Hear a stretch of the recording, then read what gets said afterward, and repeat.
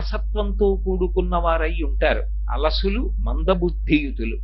మందబుద్ధితో కూడుకున్న వారై అంటే చురుకైనటువంటి బుద్ధి చేత శాస్త్రాన్ని ప్రమాణంగా స్వీకరించి అనుష్ఠానం చెయ్యగలిగినటువంటి శక్తి ఉండదు. మందబుద్ధియుతులు అల్పతరాయువులు. ఆయుర్దాయమా అల్పంగా ఉంటుంది. పరమేశ్వరుడు కలియుగంలో 100 సంవత్సరముల ఆయుర్దాయాన్ని అనుగ్రహించినప్పటికీ కూడా 100 సంవత్సరములు పరిపూర్ణమైనటువంటి ఆయుర్దాయాన్ని అనుభవించగలిగినటువంటి శక్తి బహుకొద్ది మందికే ఉంటుంది. ఉగ్రరోగ సంకలితులు.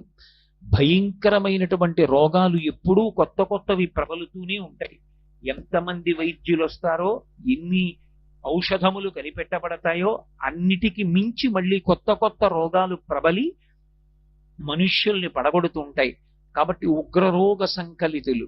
అటువంటి ఉగ్రమైనటువంటి రోగములు ప్రబలేటటువంటి అవకాశం ఉన్నటువంటి కలియుగంలో అనారోగ్యాన్ని పోగొట్టుకుని ఆరోగ్యంతో ఉండి శరీరమునందు కలిగినటువంటి ఆరోగ్యము కేవలముగా భోగానుభవమునకు మాత్రమే పనికి రావడం కాకుండా ఆరోగ్యవంతమైనటువంటి శరీరాన్ని భగవంతుని యొక్క ఆరాధనా క్రమమునందు వినియోగించి దాని చేత సార్థక్యమును పొంది శాస్త్రీయమైనటువంటి కర్మాచరణము చేత భగవంతుని యొక్క అనుగ్రహాన్ని పొంది ఆ అనుగ్రహము వలన భక్తి జ్ఞాన వైరాగ్యములు కలిగి తుట్టతుదన చిత్తశుద్ధి చేత పాత్రతను పొంది ఆ పాత్రత వలన జ్ఞానమును పొంది ఆ జ్ఞానము వలన మళ్లీ పుట్టవలసిన అవసరం లేని పునరావృత్తి రహిత శాశ్వత శివ సాయుధ్య స్థితిని పొందడానికి ప్రధానమైనటువంటి హేతువేది, దేని చేత అటువంటిది సంభవమవుతుంది అంటే కేవలము శరీరమునందు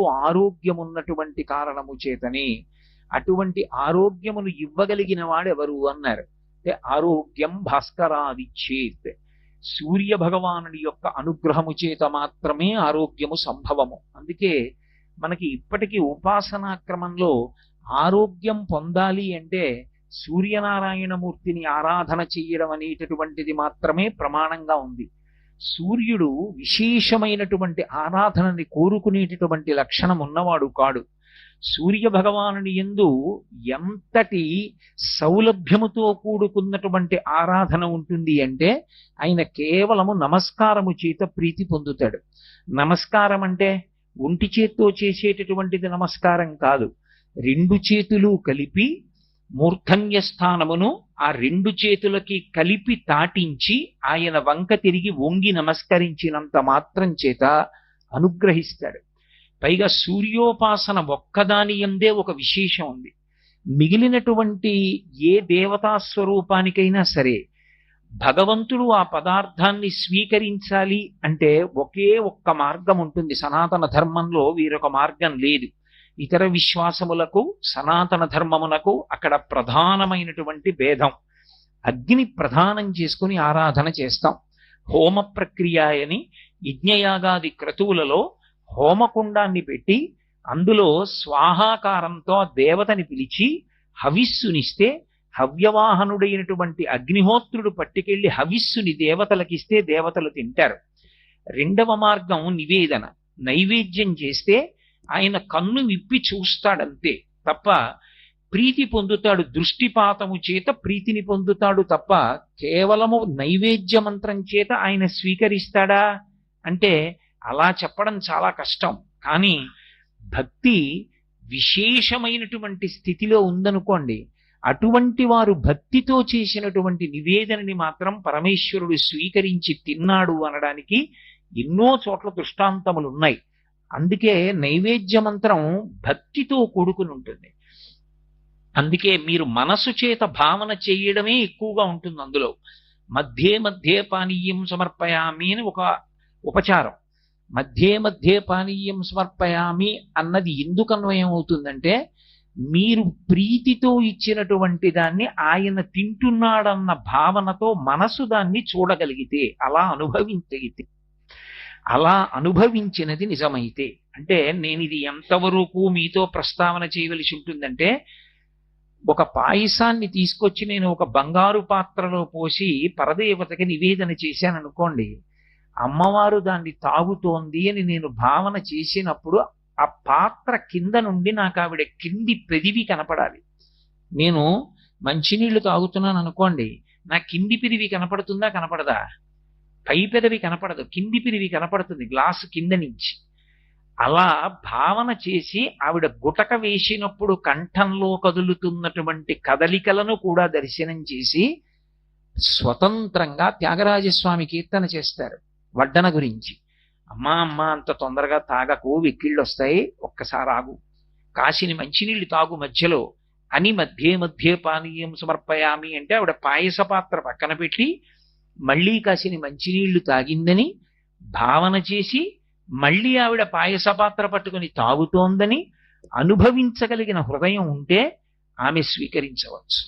అలా కొందరు పెట్టిన నైవేద్యాల్ని పరమేశ్వరుడు స్వీకరించాడు. తాడేపల్లి రాఘవనారాయణ శాస్త్రి గారు లాంటి మహాత్ములు పెట్టిన నైవేద్యాలు ఈశ్వరుడు స్వీకరించి పాయసపాత్ర మీద చెయ్యుంచింది కూడా అమ్మవారు. కాబట్టి నైవేద్యం చేత స్వయంగా భగవానుడు వచ్చి చెయ్యి వేసి స్వీకరిస్తాడు అని అందరి విషయంలోనూ నిర్ధారించడం కష్టం. అందుకే భాగవతంలో కూడా ఆయన నాకు ఏది ఇవ్వండి దానితో సంబంధం కాదు, దళమైన పుష్పమైనను ఫలమైనను సలిలమైన బాయని భక్తిని కొలచిన జనులర్పించిన ఎలమిన్ రుచిరాన్నముగా ఎనుభుజింతున్నంటాడు. కొలచిన జనులర్పించిన పరమభక్తితో ఇచ్చిన వాళ్ళు ఎవరైనా ఉంటే నేను తింటాను. గీతలో కూడా అదే అంటాడు, పత్రం పుష్పం ఫలం తోయం యోమీ భక్త్యా ప్రయచ్చతి. అంత భక్తితో ఇచ్చావా తింటాను, అంత భక్తితో ఇచ్చినది కాదా ఆయన దాన్ని స్వీకరిస్తాడని నమ్మకం ఉండదు. ఒక్క సూర్య భగవానుడి విషయంలో మాత్రం ఒక విశేషం. ఏమిటా విశేషం అంటే మా గురువు గారు తరచుగా చెప్తూ ఉంటారు దాన్ని. భగవంతుడికి బాలభాస్కరుడి యొక్క కిరణములు పడుతున్నప్పుడు మీరు పాయసాన్నం వండి ఆయన ఎదురుగుండా పెట్టి ఆయనకి నైవేద్యం పెట్టారనుకోండి, ఆయన కిరణ స్పర్శ, కిరణములంటే కరములు, కరములంటే చేతులు అని అర్థం, ఆయన కిరణములు ప్రసారమవుతాయి. ఆయన కిరణములు ప్రసారమై పాయస పాత్రలోని పాయసాన్ని స్పృశిస్తాయి. చాలా ఇబ్బంది కలిగినటువంటి రోజుల్లో మా గురువు గారు పాయసాన్నాన్ని అలా నివేదన చేసి ఇచ్చి ఇబ్బందులు తగ్గించినటువంటి సందర్భాలు ఉన్నాయి. ఆయన కిరణములు ప్రత్యక్షంగా ఆయన చేతులు వెళ్ళి పాయసం మీద పడతాయి. మిగిలినటువంటి సమయాల్లో అలా పడడాన్ని గమనించగలరా అంటే అది భావము యొక్క పరిపుష్టత చేత ఉంటుంది. సూర్యకిరణముల యొక్క స్పర్శ మీరేం పెద్ద కష్టపడిపోయి కళ్ళు మూసుకుని చూడక్కర్లేదు, మీకు ఎదురుగుండా భగవానుడు దర్శనం అవుతూ ఉంటాడు. మిగిలిన చోట్ల భావనామాత్ర సంతుష్టాయై నమః, మీకు భావన ఉండాలి. సూర్యుని యందు ప్రత్యక్షంగా కనపడుతూ ఉంటాడు. అసవ్యోసతి నీలగ్రీవో విలోహిత ఉతైనం గోపా అదృశన్ను దృశన్ను దహార్య అంటుంది యజుర్వేదం.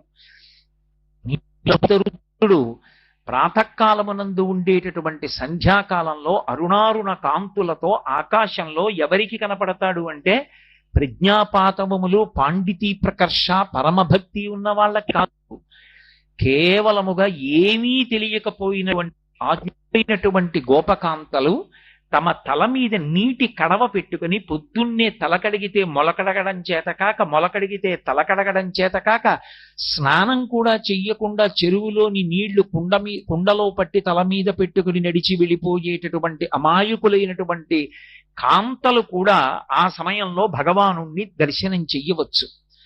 అంత తేలికగా మాంసనేత్రానికి దొరికే ఏకైక భగవత్ స్వరూపం భాస్కర స్వరూపం ఒక్కటే. పైగా అది ఒక దేవతా స్వరూపం కాదు, అది పరబ్రహ్మస్వరూపం. పరబ్రహ్మస్వరూపమైన కారణం చేత ఆయనే సృష్టికర్త, ఆయనే స్థితికర్త, ఆయనే ప్రళయకర్త. అందుకే ఆదిత్య హృదయంలో వాల్మీకి మహర్షి ఆయనని నమక చమకాలు కూడా మధ్యలో పెట్టి స్తోత్రం చేశారు. సరే, 4 రోజుల ఉపన్యాసాల్లో ఎక్కడో నేను ఆదిత్య హృదయం గురించి ప్రస్తావన చేస్తాను. కాబట్టి తన కరస్పర్శ చేత, కిరణస్పర్శ చేత మీరు ఇచ్చినటువంటి నివేదనని ఆయన ముట్టుకుంటాడు. ఆ ముట్టుకున్న ప్రసాదం ఏదుందో ఆ ప్రసాదాన్ని స్వీకరించడం అనుగ్రహానికి కారణమవుతుంది. అందుకే ప్రదక్షిణం చేసి నమస్కారం చేసినప్పుడు వెంటనే ఫలితాన్ని ఇచ్చేటటువంటి దేవతా స్వరూపములుగా చెప్పబడేటటువంటివి 2 ఉన్నాయి. ఒకటి హనుమ. ఆ హనుమ సూర్యనారాయణమూర్తి యొక్క శిష్యులు. 2వ వారు సూర్యుడు. కానీ సూర్యుడికి ప్రదక్షిణ ఎలా చేస్తాం అంటే సూర్య దేవాలయం అందుకొచ్చింది. సూర్య దేవాలయం ప్రధానంగా దేనికి అంటే ప్రదక్షిణం చేయడం కోసం. కోణార్క సూర్య దేవాలయానికి ప్రదక్షిణం చేసి నమస్కారం చేసి గుండె జబ్బుల నుంచి కుష్ఠవ్యాధి నుంచి విముక్తులైనటువంటి వారు ఎందరో ఉన్నారు. అంత ఉత్తరక్షణం అనుగ్రహించి ఆరోగ్యం ఇవ్వగలిగినటువంటి భాస్కర స్వరూపం ఏది ఉన్నదో ఆ భాస్కర స్వరూపానికి అంత విశేషమైనటువంటి ప్రాధాన్యతని ఉపాసన క్రమంలో కల్పించారు. భగవంతుడు భగవంతుడు అని ఎన్నో గ్రంథాలు చదివి ఎంతో పరిశ్రమ చేసే కన్నా అసలు మాంసనేత్రానికి దొరికేటటువంటి ప్రత్యక్ష భగవానుడైనటువంటి ఆ సూర్యనారాయణమూర్తి దర్శనం చేయడం ఎంత తేలికైనటువంటి విషయం. అసలు ఒక మనుష్యుడు తన జన్మ ప్రయోజనాన్ని పోగొట్టుకుంటున్నాడు అని చెప్పవలసిన అవసరం ఏదైనా ఉంటే ప్రాతకాలంలోనూ పశ్చిమాద్రిని చేరిపోయినటువంటి సూర్యబింబాన్ని దర్శనం చెయ్యకుండా గడిపేసేటటువంటి వాడెవడుంటాడో వాడు మాత్రమే శాస్త్రం దృష్టిలో అయితే కృతజ్ఞుడు. దేని చేత కృతజ్ఞుడు అంటే భగవానుడే స్వయంగా వినువీధిలోకి వచ్చి నిలబడిన లేచి ఆయన వంక తిరిగి ఒక్క నమస్కారం చెయ్యలేకపోయిన వాడెవడో వాడు కృతజ్ఞుడు. ఆ కృతజ్ఞుణ్ణి ఆయన క్షమించలేడు. అందుకే కృతజ్ఞఘ్నాయ దేవాయ జ్యోతిషాం పతయే నమః అంటుంది ఆదిత్య హృదయం. అంతటి గొప్ప స్వరూపమైనటువంటి ఆ సూర్య బింబం ఉదయించేటటువంటి స్థితి, ఆయన ఉదయించేటటువంటి దిక్కుని చతుర్ముఖ బ్రహ్మగారు మొట్టమొదట సృష్టి చేసేట. 4 దిక్కులను సృష్టి చేస్తారు. ఎందుకంటే దిక్కు అనేటటువంటి దానికి ఉపాసనా క్రమమునందు చాలా ప్రాధాన్యత ఉంటుంది. నేను ఏదో ఊరు వెళ్ళాను అనుకోండి ఉపన్యాసాలకి, ఏ తెల్లవారుజామున 3 గంటలకు రైలు దిగాను అనుకోండి, నాకు ఇచ్చిన విడిదిలోకి వెళ్ళిపోయే ముందు నేను వెయ్యవలసిన మొదటి ప్రశ్న ఏమిటంటే, అయ్యా తూర్పు ఎటండి అని అడగాలి. ఎందుకంటే దిగ్భ్రాంతి అంటారు. దిగ్భ్రాంతి అంటే దిక్కులు తెలియకుండుట. దిక్కు తెలియకపోవడం ఎంత పండితుడికైనా ఉంటుంది. ఎందుకని అంటే వాళ్ళ ఊళ్ళో వాడింట్లో వాడి పూజా మందిరంలో వాడికి తూర్పేటో తెలుస్తుంది. ఇంకో ఊరు వస్తే తూర్పేటో ఎలా తెలుస్తుంది? తెలియదు. కానీ మొదటి నమస్కారం ఎటువైపుకి అంటే తూర్పు దిక్కుకే మొదటి నమస్కారం ప్రారంభం. ఎందుచేత అంటే సూర్యకిరణములు పడితే తప్ప సుషుమ్నా నాడి అసలు చైతన్యాన్ని పొంది ఒక్కసారి ఆ హృదయ పద్మం వికసనాన్ని పొందదు. అలా పొందించేటటువంటి సూర్యనారాయణమూర్తి ఏ దిక్కున ప్రకాశిస్తాడో ఆ దిక్కుని ప్రాక్ అని పిలిచారు. ప్రాక్ అన్న మాటకి సంస్కృతంలో అర్థం ఏమిటంటే మొదటిది, పూర్వము అని. పూర్వ దిక్కు, ప్రాక్ పశ్చిమము అని పిలుస్తారు. పూర్వోత్తర భాగములు అంటారు. ఏదో భాగవతం దశమస్కంధం ఉందనుకోండి, పూర్వ భాగము ఉత్తర భాగము అంటారు. పూర్వ భాగము అంటే మొదటిది, ఉత్తర భాగము అంటే తరువాతది. అంటే అందరికీ తెలియవలసిన దిక్కు ఏదైనా ఉంటే అది ప్రాక్, అది తూర్పు. తూర్పు దిక్కు తెలియకుండా ఉండడానికి వీల్లేదు. తూర్పు దిక్కు తెలిసి తీరాలి. ఎందుకంటే అసలు జీవితానికి వికసనం ఎక్కడి నుంచి మొదలవుతుంది అంటే ఆ తూర్పు దిక్కు నుంచి మొదలవుతుంది. అందుకే చతుర్ముఖ బ్రహ్మగారు కూడా సృష్టి ప్రారంభం చేసినప్పుడు మొట్టమొదట దిక్కు ఏది సృష్టి చేశాడో దానికి తూర్పు దిక్కు ప్రాక్ అని పేరు. ప్రాక్ను ఆయన ఎలా నిర్ణయం చేశాడు అంటే ఇక్కడ సూర్యోదయం అవ్వాలి అని నిర్ణయం చేశాడు. ఇక్కడ సూర్యోదయం అవుతుంది, ఇక్కడ నుంచి కిరణములు పడడం ప్రారంభమవుతాయి అని. ఏ పర్వత శిఖరం మీద సూర్య భగవానుని యొక్క ఉదయము ప్రారంభమవుతుందో నిర్ణయం చేసి అక్కడ వరకు మాత్రమే మనుష్యులు గొప్ప యోగ సంబంధమైనటువంటి శక్తి కలిగినటువంటి వారు వెళ్ళగలిగినటువంటి ప్రాంతాలుగా నిర్ణయం చేశాడు. ఇక సూర్యుడు ఎక్కడ ప్రకాశం ప్రారంభమవుతుందో అది దాటి వెళ్ళడానికి మనుష్య ఉపాధికి శక్తి ఉండదు. అక్కడ వరకు మాత్రం మనుష్యుడు వెడతాడు. మనుష్యుడికి యోగశక్తే కాదు, శరీర బలాన్ని బట్టి కూడా అక్కడ వరకు వెళ్ళగలరు అని రామాయణం నిర్ధారణ చేసింది. కిష్కింధకాండలో శ్రీరామాయణంలో ఆ దిక్కుకు ఎలా వెళ్ళాలి అన్నది చెప్తాడు సుగ్రీవుడు. సూర్యోదయం ఎక్కడవుతోందో చెప్తాడు. చెప్తున్నప్పుడు కిష్కింధలో బయలుదేరితే ఆ వానరుణ్ణి పిలిచి ఆయనతో అంటాడు, నువ్వు 1,00,000 మంది వానరులతో కలిసి బయలుదేరవలసి ఉంటుంది. తూర్పు దిక్కున సూర్యుడు ఎక్కడ ఉదయిస్తాడో అక్కడ వరకు మాత్రమే మనుష్య శరీరములు కాని ఇతర శరీరములు కాని వెడతాయి. దాటితే ఇక దేవతలే, ఎవరు వెళ్ళలేరు. అది ఎక్కడ ఉన్నదో ఆ శిఖరం నేను చెప్తాను చూడని ప్రారంభం చేస్తాడు. కిష్కింధ దాటిన తరువాత గంగానది, గంగానది దాటితే సరయు, సరయు దాటితే కౌశికి, కౌశికి దాటితే యమున, యమున దాటితే సరస్వతి, సరస్వతి దాటిపోతే సింధు నది. ఈ నదులన్నీ దాటి వెళ్ళిపోయిన తర్వాత యామున పర్వతం వస్తుంది. ఆ యామున పర్వతం దాటి వెళ్ళిపోయిన తరువాత మహీనది, మహీనదిని కూడా దాటి వెళ్ళిపోతే కాలమహీనది అనబడేటటువంటి ఇంకొక నది వస్తుంది. ఆ కాలమహీనదిని కూడా దాటిపోతే కురు, పాంచాల, కాశీ, మజ్జి, అల్ల, మగధ, వత్స, మచ్చ, చేది, అవంతి, గాంధార, కాంభోజ, సౌరాష్ట్ర, ఆశ్మక అనబడేటటువంటి రాజ్యాలు. ఇవన్నీ దాటి వెళ్ళిపోతే మగధ, మగధ దాటితే మందర పర్వతం. ఆ మందర పర్వతం కింద ఉండేటటువంటి ప్రాణులు ఒక చెవి కలిగినటువంటి వాళ్ళు, ఒక్క ముక్కు భాగం మాత్రమే కలిగినటువంటి వాళ్ళు, ఒక కాలు కలిగినటువంటి వాళ్ళు మాత్రమే ఉండి అతి బలవంతులైనటువంటి ప్రాణుల్ని కూడా పట్టి తింటూ ఉంటారు. అది వాళ్ళ ఆహారం. ఆ మందర పర్వత ప్రాంతాన్ని కూడా దాటి వెళ్ళిపోతే యవద్వీపం, యవద్వీపం దాటితే సువర్ణద్వీపం, సువర్ణద్వీపాన్ని కూడా దాటితే రజత ద్వీపం, రజత ద్వీపాన్ని కూడా దాటితే శోణానది ఎర్రటి జలాలతో ప్రవహిస్తూ ఉంటుంది. శోణ అంటేనే ఎరుపు, ఎర్రటి జలాలతో ప్రవహిస్తుంది. అది కూడా దాటిపోతే లోహితమనేటటువంటి సముద్రం. ఆ ప్రాంతానికి ఇంకా వెళ్లే కొద్దీ శక్తి ఎక్కువ ఉండాలి. ఎందుకంటే ఆ సముద్రం మీద నుంచి వెడుతున్నప్పుడు నీడబట్టి ఆ సముద్రంలో ఉండేటటువంటి ప్రాణులు ఆ వెడుతున్న ప్రాణుల్ని పట్టి లాగి తినేస్తాయి. అంత భయంకరమైనటువంటి లోహితమనబడేటటువంటి సముద్రం. ఆ లోహిత సముద్రాన్ని కూడా దాటి వెళ్ళిపోతే అక్కడికి వెళ్ళిన తరువాత కుటశాల్మలి అనబడేటటువంటి ఒక పెద్ద వృక్షం కనబడుతుంది. ఆ వృక్షం దగ్గర నుంచి వెనక్కి అప్పుడే ఉదయిస్తున్నటువంటి బాలభానుడి యొక్క కిరణములా అన్నట్లుగా బంగారు కాంతితో మెరిసిపోతున్నటువంటి విశ్వకర్మ చేత నిర్మింపబడినటువంటి భవనం ఉంటుంది. ఆ భవనమునందు గరుత్మంతుడి నివాసం చేస్తూ ఉంటాడు. ఆ భవనాన్ని కూడా దాటి ఇంకా ముందుకు వెళ్ళిపోతే అక్కడ ఆ పాలసముద్రం ఉంటుంది. పాలసముద్రం మధ్యలో తెల్లటి వృషభమనబడేటటువంటి పర్వత శిఖరం ఉంటుంది. దాని యందు మళ్ళీ ప్రత్యేకంగా సుదర్శనము అనబడేటటువంటి ఒక సరస్సు.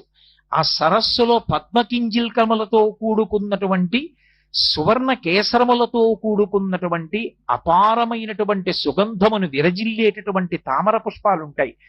ఆ కొలనులో స్నానం చెయ్యడం కోసమని దేవ, యక్ష, గంధర్వ, కిన్నెర, కింపురుషాదులు కూడా భూమండలం మీదకి వస్తారు. అంతటి అద్భుతమైనటువంటి సుదర్శనమనబడేటటువంటి సరోవరాన్ని దాటి వెళ్ళిపోతే ఒక గొప్ప జలసముద్రం వస్తుంది. ఆ జలసముద్రంలో అశ్వముఖంతో బడబా రూపంలో ఒక గొప్ప కృత్య తిరుగుతూ ఉంటుంది. అది సముద్రాన్ని ఆహారంగా పుచ్చేసుకుంటూ ఉంటుంది.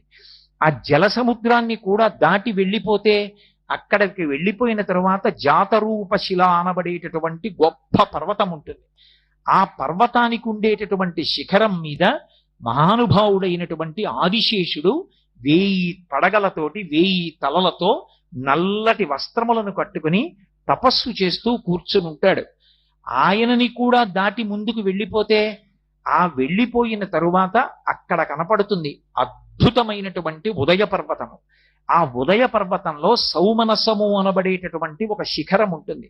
ఆ సౌమనసమనబడేటటువంటి శిఖరం మీద మహానుభావుడైనటువంటి వామనమూర్తి అవతార స్వీకారం చేసినప్పుడు మొట్టమొదట ఒక పాదాన్ని ఉంచి, మేరు పర్వతం మీద రెండో పాదాన్ని ఉంచి, ఇంతంతైవటుడింతయై మరియుతానింతయ్య భోవీధి అంతైతో యదమండల గ్రమణ కల్లంతై ప్రభారాశిపై అంతై చంద్రునకంతయై ధ్రువునిపై అంతై మహర్వాటిపై అంతై సత్యపథోన్నతుండగుచు బ్రహ్మాండాంత సంవర్ధి అయ్యని పెరిగి 2 పాదములు వేసి నిలబడ్డాడు. అంతటి అద్భుత స్వరూపంతో విష్ణుపాద స్పర్శ పొందినటువంటి శిఖరాలు. అయం సుదర్శనో ద్వీప పురో యస్య ప్రకాశతే యస్మిన్ తేజశ్చ చక్షుశ్చ సర్వప్రాణిభృతామపి అంటారు మహర్షి. ఆ పర్వత శిఖరము సౌమనసము ఎక్కడ ఉన్నదో ఉదయ పర్వతంలో అక్కడ సూర్యబింబం ఉదయిస్తుంది. అక్కడ మొట్టమొదట ప్రతిరోజు సూర్యుని యొక్క ఎర్రటి కాంతులు ప్రారంభమవుతాయి. అక్కడ ప్రారంభమైనటువంటి కాంతులు కొద్ది క్షణాలలో ఆ బింబం ఇలా ఎర్రటి గీతతో పైకి లేవగాని ఆ కాంతి భూమండలాన్నంతటినీ కప్పేస్తుంది.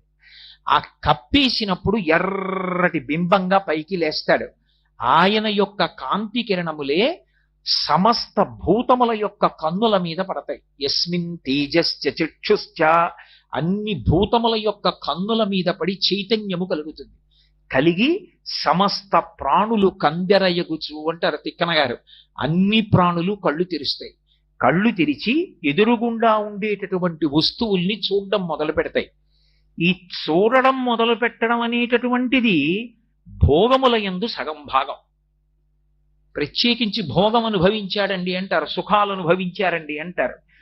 ఆ అనుభవించినటువంటి సుఖాలలో సగం సుఖమంతా దేన్ని ఆశ్రయిస్తుంది అంటే, కంటి యొక్క గుడ్డు సూర్యుని యొక్క కిరణముల తేజస్సుని పుచ్చుకోగలిగితే వాడు 50% సుఖాలని పొందుతాడు.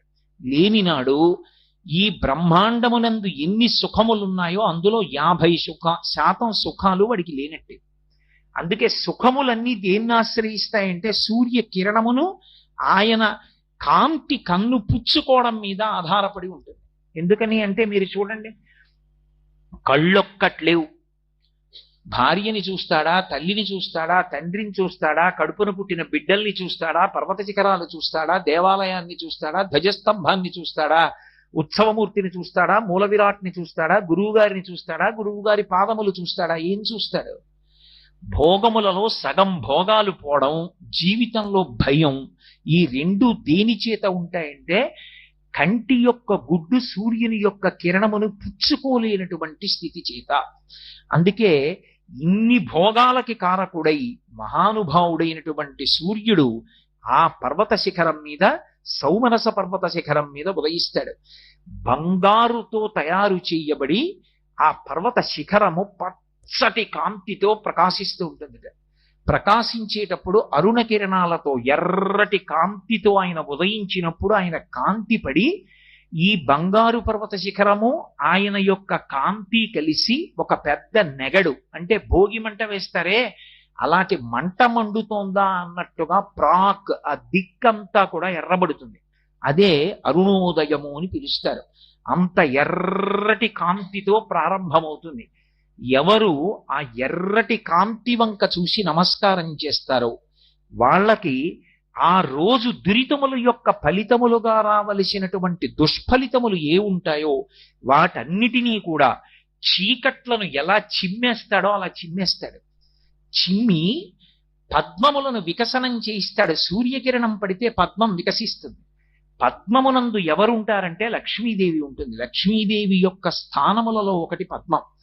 ఇంటి తలుపులు తెరిచారనుకోండి, ఇంట్లో ఉన్నాయన బయటికి వస్తాడని గుర్తు.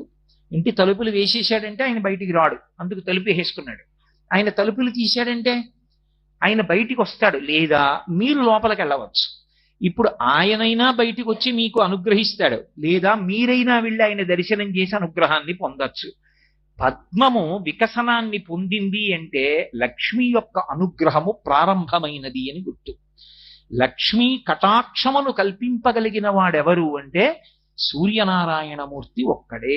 అందుకే ఆయన ఉదయిస్తున్నప్పుడు ఆ అరుణారుణ కాంతుల వంక ఎవడు చూస్తాడో, ఎవడు చూసి దర్శనం చేస్తాడో, ఎవడు నమస్కరిస్తాడో వాళ్ళకి విశేషమైనటువంటి అనుగ్రహం. ఒకటి, దురితము యొక్క ఫలితము తొలగదోయబడుతుంది.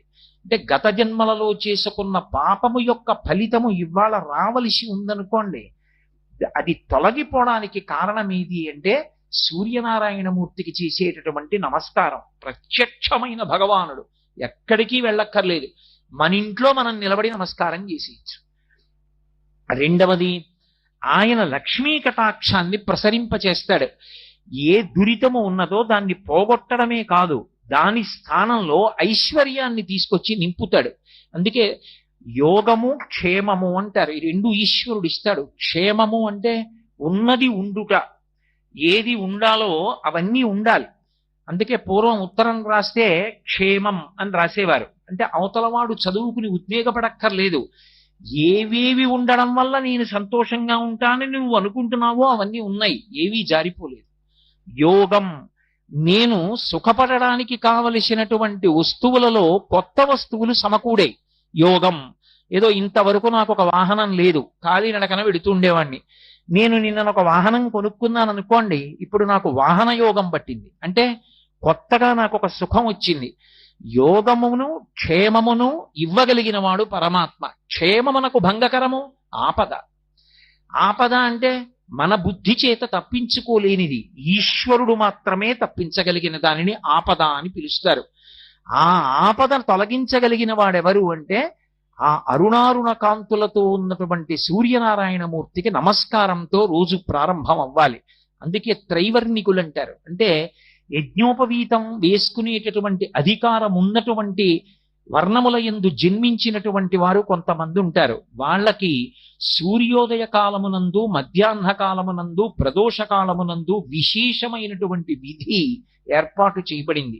అది సూర్య సంబంధమై లోకమునకు ఉపకారము చేసేటటువంటి ప్రజ్ఞతో కూడుకుని ఉంటుంది.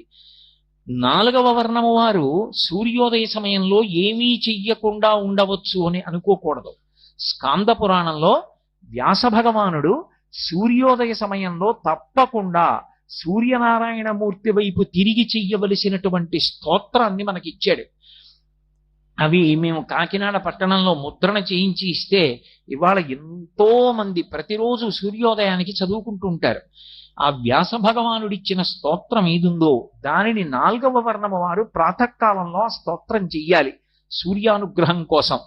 మిగిలినటువంటి ముగ్గురు సంధ్యావందనం చేస్తారు. సంధ్యావందనం ఎందుకు చెయ్యాలి అంటే సంధ్యావందనం కేవలం తన యొక్క ఉన్నతి కొరకు మాత్రమే కాదు. ఆ ముగ్గురికి యజ్ఞోపవీతం ఎందుకు వేస్తారంటే 2 కారణముల చేత వేస్తారు. ఒకటి, ఎంత కష్టం వచ్చినా చచ్చిపోకుండా బతికి లోకానికి మార్గదర్శకుడు కావాలి. ఆత్మహత్య చేసుకోకూడదు. ఎన్ని కష్టాలైనా భరించి నిలబడు, ఏదో ఒకనాటికి నువ్వు అభ్యున్నతిని పొందుతావు. ఇది నిరూపణం చేసి లోకానికి మార్గదర్శనం చెయ్యాలి, కష్టాన్ని ఓర్చుకోవడం. అందుకే చూడండి, పాండవులు లక్క ఇంట్లో పెట్టి కాల్చేస్తే బయట పడిన తరువాత భిక్షాటన చేసైనా బతికారు, యజ్ఞోపవీతం ఉంది కాబట్టి. ఇంత కష్టం వచ్చింది, ఎందుకు ఈ బతుకని వాళ్ళు ఆత్మహత్య చేసుకోలేదు. మనకి శాస్త్రములన్నీ అవే మాట చెప్తాయి. కళ్యాణి బతగాదేయం లౌకికి ప్రతిభాతిమా ఏతి జీవంతి మానందో నరం వర్ష శతాదపి అంటుంది సీతమ్మ రామాయణంలో. 100 సంవత్సరములు ఆయుర్దాయంతో నిలబడిన వాడు ఎన్ని కష్టములు పడనివ్వండి, చిట్ట చివరి క్షణంలోనైనా శుభవార్త వింటాడు. ఓర్పు అనేటటువంటిది అంత అవసరం జీవితంలో. కాబట్టి ఆత్మహత్య చేసుకోకూడదు. లోకమంతా ఎన్ని కష్టాలలో ఉన్నా తాను మార్గదర్శకుడై యజ్ఞోపవీతం ఉన్నవాడు కష్టాన్ని భరించి నిలబడి లోకానికి మార్గదర్శనం చేయించగలిగిన వాడై ఉండాలి. అంతేగాని కష్టం వచ్చిందని వాడే భగవంతుడిని వదిలేశాడు అనుకోండి, ఇంకా మిగిలిన వాళ్ళకి భగవంతుడిని అందించేవాడెవరు, మార్గదర్శనం చేసేవాడెవరు? కాబట్టి శరీరం విడిచిపెట్టకూడదు. 2, సంధ్యావందనం ఎందుకు చెయ్యాలి అంటే సంధ్యావందనం ఎవరికి విధించారంటే లోకోపకారం చెయ్యవలసిన వాళ్ళకి, ప్రతినిత్యం కాయ కష్టం చెయ్యవలసిన అవసరం లేని వాళ్ళకి సంధ్యావందనం వేసింది శాస్త్రం. తప్ప ఏదో పక్షపాతంతో కొంతమందితో సంధ్యావందనం చేయిద్దాం, కొంతమందితో సంధ్యావందనం చేయించద్దు, అది శాస్త్రం యొక్క లక్షణం కాదు. వాళ్ళు కష్టపడి ఉండవలసినటువంటి వాళ్ళు. వాన పడుతోందంటే తెల్లవారకట రైతు పొలానికి పరిగెడతాడు. అతన్ని నువ్వు సంధ్యావందనం చేయాలంటే పంటలు ఎక్కడ పండిస్తాడు, అందరికీ అన్నం ఎక్కడ దొరుకుతుంది? అందుకే అతనికి ఎప్పుడు ఖాళీ దొరికితే అప్పుడు ఒక్కసారి సూర్యనారాయణమూర్తి వైపు తిరిగి స్కాంద పురాణాంతర్గత స్తోత్రం చేస్తాడు. కానీ యజ్ఞోపవీతం ఉన్నవాడు అర్ఘ్యప్రదానం చెయ్యాలి. ఎందుకు అర్ఘ్యప్రదానం చేయాలి? అసలు సూర్యుడికి అర్ఘ్యం ఎందుకు అంత అవసరమైంది? అర్ఘ్యం ఇవ్వకపోతే ఏమవుతుంది? ఎందుకు ఈ త్రైవర్ణికులంటే సంధ్యావందనం చెయ్యవలసినటువంటి కర్తవ్యం ఉన్నటువంటి వాళ్ళు ఎందుకు అర్ఘ్యప్రదానం చేస్తారు 3 సంధ్యలలో? అందులో ప్రత్యేకించి ప్రాతఃసంధ్య, తెల్లవారుజామున సంధ్యావందనానికి అంత అవసరం ఎందుకు వచ్చింది అంటే దానికి ఏ అవసరం చేత చేయించారో చెప్పారు. ఆయన సూర్యనారాయణమూర్తి ఉదయించేటప్పుడు ఆయన ఉదయించకుండా చేసేస్తే ఇక లోకములకు కాంతి ఉండదు. లోకములకు కాంతి లేకపోతే సూర్యుని యొక్క గమనం లేకపోతే ఆ చీకటి వలన ధర్మము లుప్తమైపోతుంది. సూర్యుడు ఉదయిస్తున్నాడు అంటే కదా ప్రమాణంగా చేసుకుని సంధ్యావందనం, మధ్యాహ్నానికి వచ్చాడంటే కదా మళ్ళీ సంధ్యావందనం, ప్రదోషానికి వెళ్ళాము అంటే కదా మళ్ళీ సంధ్యావందనం. ఇవి లేనప్పుడు సంధ్యావందనం ఎక్కడుంటుంది? లేనప్పుడు ముందు ధర్మం లుప్తమైపోయింది. ఎందుకంటే సంధ్యాహీన అశుచి, సంధ్యావందనం చేయకపోతే అశౌచంతో ఉన్నవాడితో లెక్క, వాడు ఏ కార్యానికి పనికిరాడు. అందుకే ఆ రాక్షసులు ఏం చేస్తారంటే అసలు సూర్యోదయం జరగకూడదు అని చూస్తారు. అలా చూసేటటువంటి రాక్షసులకు మందేహులు అని పేరు. ఆ మందేహులన్న రాక్షసులు ఎక్కడుంటారు అంటే, నేను ఇందాక మీతో మనవి చేసి ఉన్నానే క్రమం, ఆ క్రమంలో లోహిత సముద్రానికి ముందు ఉండేటటువంటి శిశిర పర్వతాన్ని కూడా దాటి, లోహిత సముద్రాన్ని దాటి గరుత్మంతుడుండేటటువంటి కుటశాల్మలి వృక్షం దాటిపోయిన తరువాత సూర్యనారాయణమూర్తి ఉదయం జరుగుతోంది, ఇక ఎర్రకాంతి వస్తుందేమో అనగానే వాళ్ళు ఏం చేస్తారంటే చెట్ల మీదకి ఎక్కి ఆ చెట్లకి తలకిందులుగా వేలాడుతూ ఉగ్రమైన పెద్ద శరీరాల్ని పెంచి సూర్యకిరణములు భూమండలం మీదకి రాకుండా అడ్డుకుంటారు. అడ్డుకున్నప్పుడు ఏం జరుగుతుంది అంటే, వాళ్ళు ప్రతిరోజు కూడా తే పతంతి జలే నిత్యం సూర్యస్యోదయనం ప్రతి.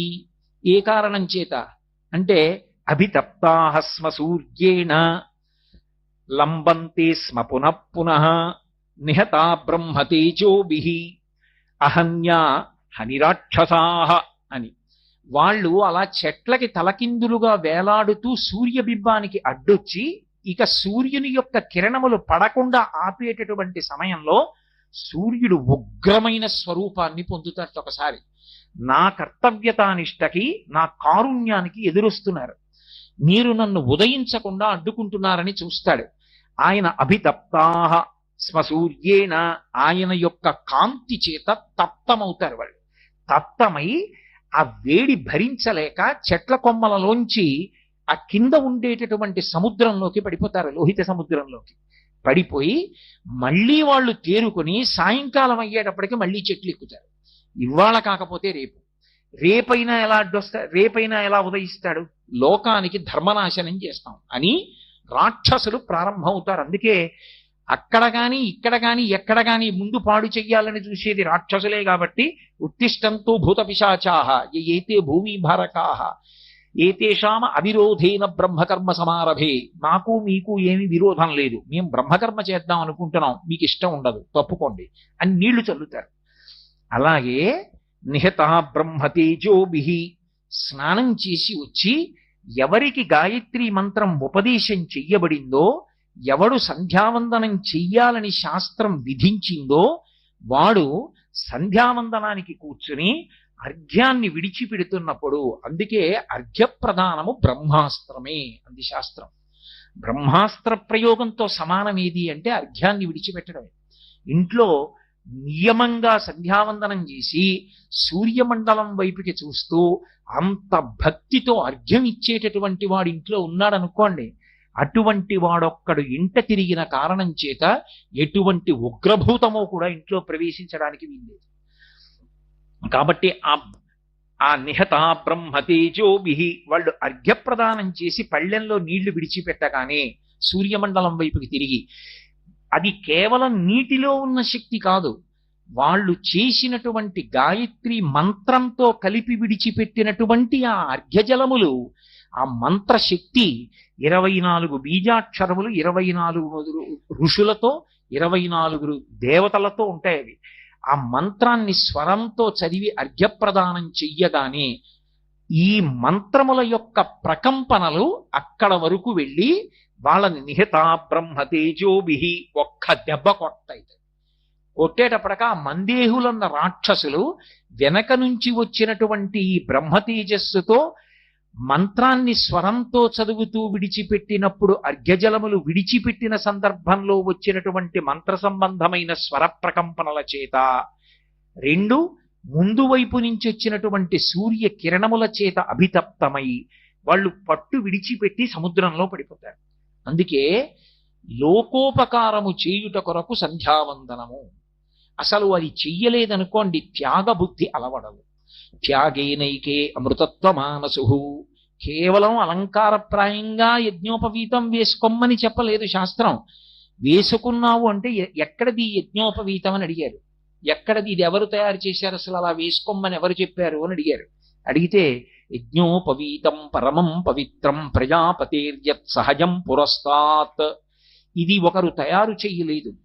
ప్రజాపతి మొట్టమొదట, ప్రజాపతి అంటే పరమేశ్వరుడు, భగవానుడు ఎప్పటివాడు, సనాతనుడు, ఇప్పటివాడని చెప్పడం కుదరదు.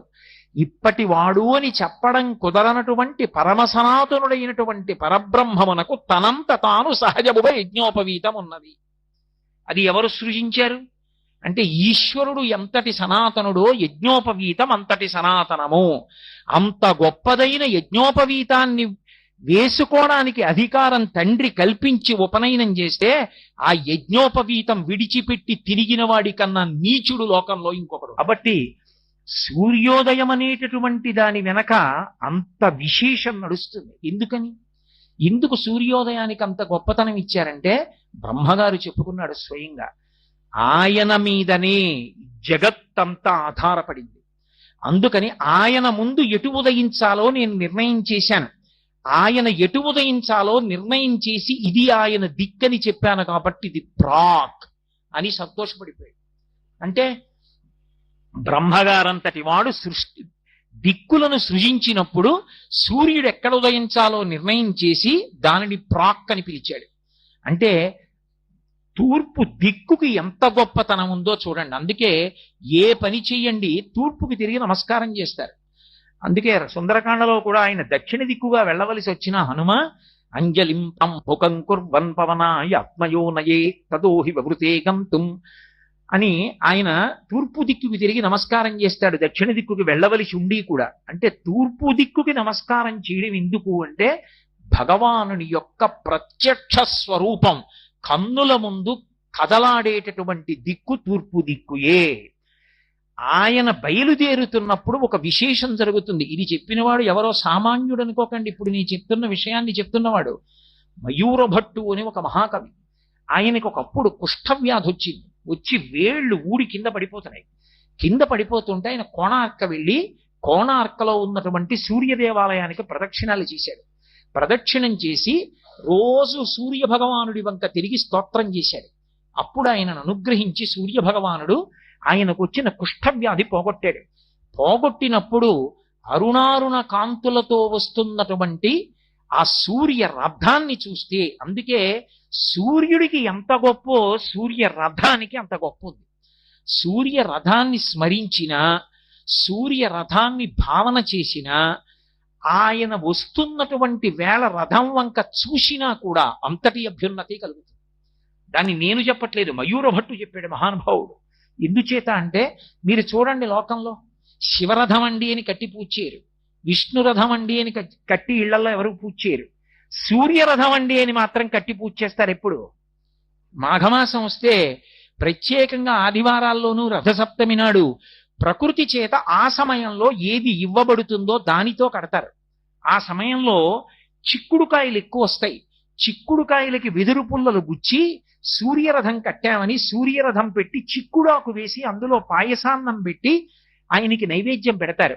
ఎందుకు సూర్యరథం ఒక్కటే కడతారో తెలుసా? లోకంలో సూర్యరథాన్ని మీరు 4 చిక్కుడుకాయలకి 4 పుల్లలు గుచ్చి అక్కడ పెట్టి చూసినా సరే. మాఘమాసం ఎందుకు అంటే సూర్యబింబం ఆవిర్భవించినటువంటి మాసం అది. అందుకని ఆ మాసంలో పట్టు ఎక్కువ. అటువంటి మాఘమాసంలో ఆయనకి రథం కట్టడం ఎందుకు అంటే ఆయన రథం తిరుగుతున్నప్పుడు ఒక చమత్కారం జరుగుతుందిట. మండలాకృతిలో గుర్రాలు తిరిగినట్టు తిరుగుతాడు. ఆ తిరుగుతుంటే ఆయన ప్రాంగ్ముఖం ఇంద్రుడి వంక చూస్తాట. మొదట తూర్పు దిక్కుకి తిరిగి చూసేటప్పటికి ఆయనకి గౌతమ మహర్షి శాపం ఉంది. ఒళ్ళంతా ఆయనకి నేత్రములుగా కళ్ళలా కనపడతాయి. అవి ఇతరులు చూసినప్పుడు పద్మాల మాల వేసుకున్నట్లు పద్మాల్లా ఉంటాయిట. సూర్యుడు తూర్పు దిక్కుకి తిరగగానే ఆ కిరణములు ఇంద్రుడి మీద పడితే ఆ ఇంద్రుడి ఒళ్ళంతా పద్మాల మాలలు విచ్చుకున్నట్టుగా కనపడి 2 చేతులెత్తి నమస్కరిస్తాట. ఆయన తూర్పు దిక్కును వస్తున్నప్పుడు ఆ అరుణకాంతులలో ఇంద్రుడు సంతోషించినటువంటి ఆ కాలమునందు రథదర్శనం వంక తిరిగితే ఒక్కసారి దర్శనం చేస్తే ఇంద్రప్రసాదాత్ రాజ్యాభివర్ధనమశ్నుతే అంటే ఏ అధికారమునందున్నారో ఆ అధికారము నిలబడుతుంది. రాజ్యాభివర్ధనమశ్నుతే ఏ పదవిలో ఉన్నావో అందులో వృద్ధిలోకి వస్తావు. 2, ఆయన అక్కడి నుంచి ఆగ్నేయం వైపుకి తిరుగుతాడు. ఆగ్నేయం వంక తిరగగానే అగ్ని గొప్ప బ్రాహ్మణుడు ఆయన. అందుకే లింగ పురాణంలో వ్యాస భగవానుడు అంటాడు, హవ్యం వహతి దేవానాం కవ్యం కవ్యాసినామపి పాకంచ కురుతే వగ్ని శంకరస్య ఇవ శాసనాత్ అంటాడు. ఆయన గొప్ప లోకోపకారి. ఆయన పితృదేవతలకి కవ్యం పట్టుకెడతాడు, దేవతలకి హవ్యం పట్టుకెడతాడు. మనకి పాచకుడై వంట బ్రాహ్మణుడై ఇంట్లో అన్నం వండి పెడతాడు. ఎందుకని? భగవత్ శాసనం. ఆయన అలా వండి పెట్టకపోతే అన్నం ఎక్కడి నుంచి వస్తుంది? అందుకని ఆయన అన్నం వండి పెడతాడు. అటువంటి అగ్ని కాంతి స్వరూపుడు. అగ్ని వెలిగితే వేడే కాదు, కాంతి కూడా ఉంటుంది. అంతటి కాంతి కలిగినటువంటి అగ్ని సూర్యుడు తిరగగానే ఒక్కసారి చిన్నబుచ్చుకుని నమస్కారం చేస్తాట. అనూరుడు చెప్తాడు, సూర్య భగవానుడు నీ వైపుకి తిరిగాడు అగ్నిహోత్రుడా, నీ కాంతి ఉపశమనాన్ని పొందింది, తగ్గిపోయింది ఆయన కాంతి ముందు నమస్కరించంటాడు. ఉత్తమ బ్రాహ్మణుడు. అనూరుడు చెప్పక్కర్లేదు, చెప్పకుండా నమస్కరిస్తాడు. అసలు సూర్య భగవానుని యొక్క రథ సారథే విచిత్రం. అనూర దర్శనం, అనూర స్మరణం అంత గొప్పది. ఆయన పేరు అసలు అనూరుడు కాదు, అరుణుడు. అనూరుడు అంటే ఊరువులు అంటే తొడలు, అనూరుడు అంటే తొడలు లేనివాడు. అసలు మహాభారతంలో ఆదిపర్వంలో ఆయన గురించి ఒక విశేషం ఉంది. కృతయుగంలో కశ్యప ప్రజాపతికి వినత, కద్రువ అని ఇద్దరు భార్యలైతే వాళ్ళిద్దరూ కూడా కశ్యప ప్రజాపతిని ఎంతో కాలం సేవించారు. కొన్ని వేల సంవత్సరములు సేవించారు అప్పటి ఆయుర్దాయాన్ని బట్టి. సేవిస్తే ఆయన ప్రసన్నుడై అన్నాడు, మీకేం కావాలన్నాడు. కద్రు అంది, నాకు పొడవైన శరీరం కలిగిన వాళ్ళు, పరమతేజోవంతులు, గొప్ప బలం కలిగినటువంటి వాళ్ళు, నాకు కొన్ని వేల మంది పుత్రులు కావాలని. ఆయన అన్నాడు, తథాస్తు. వినత వంక తిరిగి అన్నాడు, నీకేం కావాలన్నాడు. కద్రువ ఎటువంటి బలవంతుల్ని బిడ్డలుగా అడిగిందో అంతకన్నా బలవంతులు, అంతకన్నా బుద్ధిమంతులు ఇద్దరు కావాలి బిడ్డలని. తథాస్తు అన్నాడు. పుత్రకామేష్టి చేశాడు. పుత్రకామేష్టి చేసి వాళ్ళిద్దరిని అనుగ్రహించాడు. వాళ్ళు గర్భములు దాల్చి అండములు పెరిగితే అండాన్ని తీసి దాదులకిచ్చి నీటి కుండలలో పెట్టి పెంచుతున్నారు. పెంచుతుంటే ఒక 500 సంవత్సరములు అయిపోయిన తర్వాత కద్రువ దాచినటువంటి నీటి కుండలలోంచి వాసుకి, తక్షకుడు, శేషుడు మొదలైనటువంటి మహాసర్పములు బయటికి వచ్చాయి. వినతకి బాధ కలిగింది. ఆవిడికి బిడ్డలు పుట్టేశారు, నేను దాచినటువంటి 2 గుడ్లు అలాగే ఉండిపోయాయని తొందరపడిపోయి చూద్దామని పుల్ల పెట్టి ఒక గుడ్డు బద్దల కొట్టి కొద్దిగా పెంకు విచ్చుకునేటట్టుగా చేసి కిలికి చూసింది. అందులోంచి ఇంకా తొడలు ఏర్పడనటువంటి వాడు, ఊర్ధ్వ శరీరము మాత్రమే ఏర్పడినటువంటి మహాతేజోవంతుడు పైకొచ్చాడు. గర్భస్థమైనటువంటి శిశువు పూర్తిగా ఏర్పడకుండానే బయటికి వచ్చేటట్టుగా ప్రవర్తించడం ఎంతటి దోషమో, అది ఎన్ని జన్మలు కట్టి కుడిపేస్తుందో, ఎంత తల్లి అయినా సరే ఆడదాన్ని. ఆ పాపం పోయేటట్టుగా చూడడానికి ఆయన అన్నాడు, అమ్మా నువ్వు చాలా తప్పు చేశావు. నేను పూర్తిగా ఏర్పడక ముందే గుడ్డు యొక్క పెంకు భాగాన్ని పుల్లతో కెలికి నేను పైకొచ్చేట్టు చేశావు. ఈ పాపానికి ఫలితం అనుభవించేస్తావు. నువ్వు కొంతకాలం కద్రువకి దాస్యం చెయ్యవలసి ఉంటుంది. ఇప్పటికైనా తొందరపడి 2వ గుడ్డుని చిదమకు, అందులోంచి మహాతేజోవంతుడైనటువంటి వాడు పైకొస్తాడు. వాడు నీ దాస్య విముక్తికి కారణమవుతాడు. అమ్మా నేను సూర్య భగవానుడికి రథసారథిగా వెళ్ళిపోతున్నానని వెళ్ళిపోయాడు. ముందు పుట్టినవాడు కదూ అనూరుడు, అరుణుడు. ఆయన పేరు ఎర్రటి కాంతితో ఉంటాడు, అందుకని అరుణుడు అని పిలిచారు. అరుణుడు సూర్యుడికి రథసారథిగా వెళ్ళిపోయాడు. ముందు పుట్టినటువంటి అరుణుడు వెనక పుట్టిన గరుత్మంతుని కన్నా శ్రేష్ఠుడు, చాలా గొప్పవాడు. గరుత్మంతుడు విష్ణువు యొక్క వాహనం. ఆతత పక్షమారుత ప్రజకంపిత ఘూర్ణితాచల వ్రాత మహర్ణ ఉండు అంటాడు అన్నయ్య గారి భారతంలో. ఆయన రెక్కలు అల్లార్చి వస్తుంటే వేదనాదములు వినపడుతుంటే అందులోంచి అలా వస్తాడు. అటువంటి గరుత్మంతుడు విష్ణువుకి వాహనం అయితే మరి ముందు పుట్టిన అన్నగారు అంతకన్నా గొప్పవాడని ఎలా చెప్పడం? అంటే ఇంకా గరుత్మంతుడు విష్ణువుకి తిన్నగా వాహనం అయ్యాడు, తానే గుర్రమైనట్టు వాహనమైతే. కానీ అనూరుడు అలా కాదు, తాను సూర్య రథానికి చోదకుడయ్యాడు. ఆయన భగవంతుడికి వాహనం కాదు, భగవంతుడి వాహనాన్ని నడిపేవాడయ్యాడు. తాను గుర్రముల మీద రథం మీద కూర్చుంటాడు. అందుకని శ్రేష్ఠుడు. గరుత్మంతుడికి పక్షపాతం ఉంది. పక్షపాతం అంటే పక్షములంటే రెక్కలు, పాతము అంటే గాలి వీచేటటువంటి శక్తి. రెక్కలు ఊపుతాడు, రెక్కలు ఊపి వెడతాడు. అనూరుడికి ఆ పక్షపాతం లేదు, అంటే రెక్కలు ఊపి వెళ్ళడు, రథాన్ని నడిపిస్తాడు. అందుకని శాబ్దికంగా చూస్తే పక్షపాతము లేనివాడు అనూరుడు, పక్షపాతం ఉన్నవాడు గరుత్మంతుడు. అందుచేత ముందు పుట్టినటువంటి అనూరుడు గరుత్మంతుని కన్నా శ్రేష్ఠుడు, పెద్దరికాన్ని వహించాడు. పైగా ఆయన రథాన్ని నడిపేటప్పుడు చాలా ఆశ్చర్యం ఉంటుంది. రోజు సూర్య రథానికి తెల్లవారకట్ట నమస్కారం ఎంతమంది చేస్తారో వర్ణిస్తారు. అసలు దాన్ని భావన చేసి ఆ బింబం వంక చూస్తే చాలండి తెల్లవారకట్ట.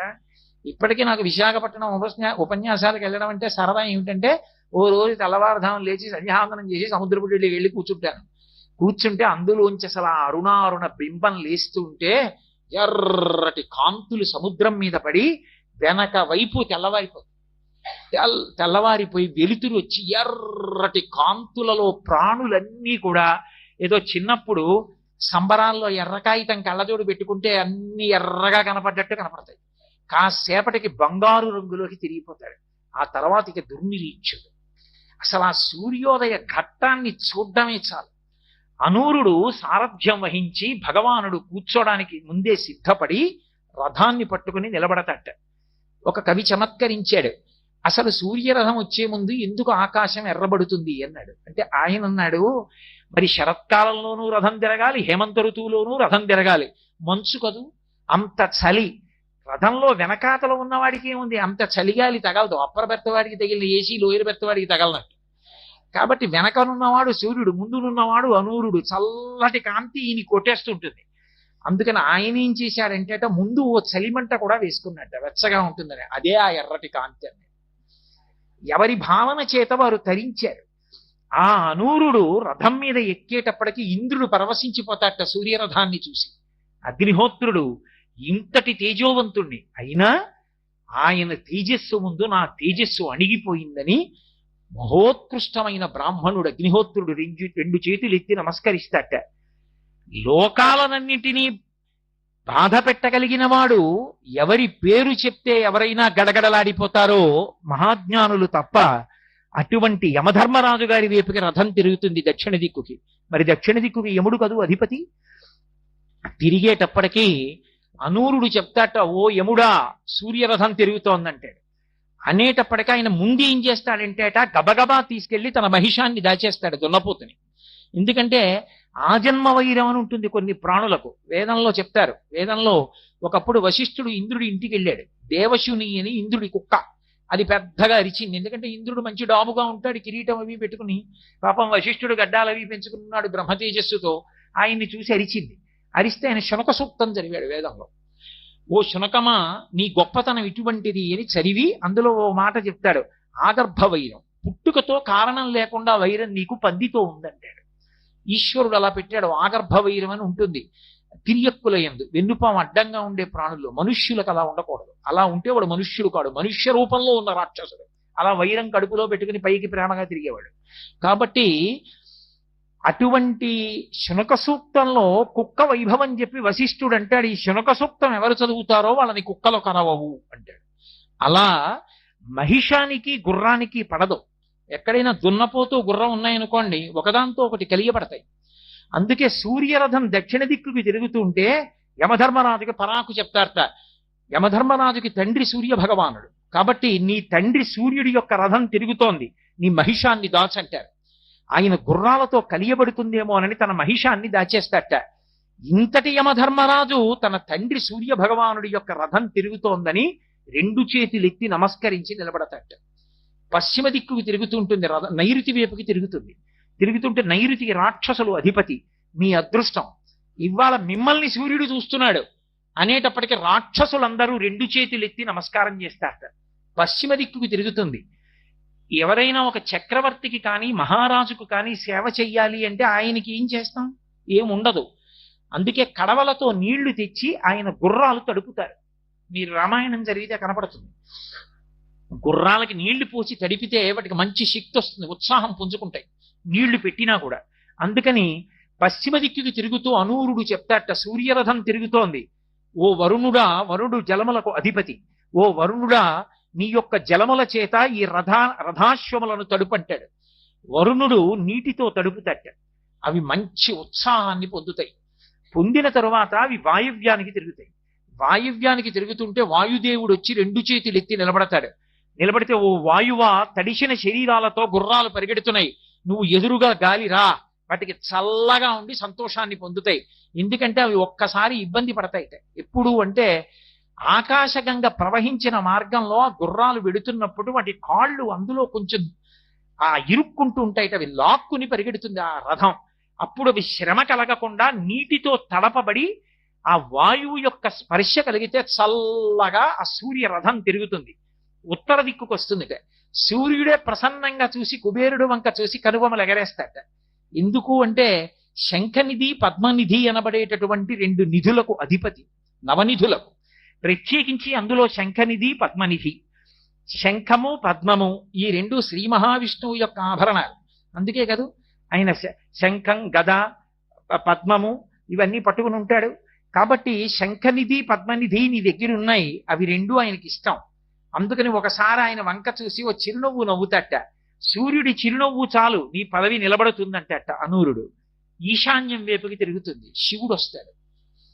అయ్యా ఇది బింబ ప్రతిబింబ న్యాయం అంటట అనూరుడు. నేను ఇళ్ళ అద్దం ముందు నించున్నాను అనుకోండి, ఇప్పుడు నేను బొట్టు సరిగ్గా పెట్టుకోలేదు అనుకుంటే ప్రతిబింబానికి పెడతానా, నేను పెట్టుకుంటానా? నేను పెట్టుకుంటే ప్రతిబింబం సరిగ్గా పెట్టు కనబడుతుంది. బింబం ఒకటి ప్రతిబింబం ఒకటి కాదు, బింబ ప్రతిబింబములు ఒకటే. అలా అనూరుడు అంటే అట్ట వెనక్కి తిరిగి ఈయనకే నమస్కారం, ముందుకి తిరిగి ఈయనకే నమస్కారం, రెండు రూపాలతో కనపడుతున్నాడు ఒక భగవానుడు. అంటే శివుడు సూర్యుడు అభేదం. ఎందుచేత అంటే భౌరంభంశనలోరిలోంబర మహార్నాదో హిమాంసు పుమాన్ ఇత్యాభాతి చరాచరాత్మక విదం యస్యైవ మూర్త్యష్టకం నాణ్యకించన విద్యతే విమృశతాం యస్మాత్ పరస్మాత్ విభో తస్మై శ్రీ గురుమూర్తయే నమయిదం శ్రీదక్షిణామూర్తయే అని ఆయన కోణార్కలో సూర్యలింగం అయి ఉంటాడు. కాబట్టి సూర్యుడే శివుడు, శివుడే సూర్యుడు. కాబట్టి బింబ ప్రతిబింబాలుగా ఒకే సూర్యుడు రెండు రూపాలతో కనపడుతున్నాడని అనూరుడు ముందుకి వెనక్కి కూడా నమస్కారం చేస్తాడు.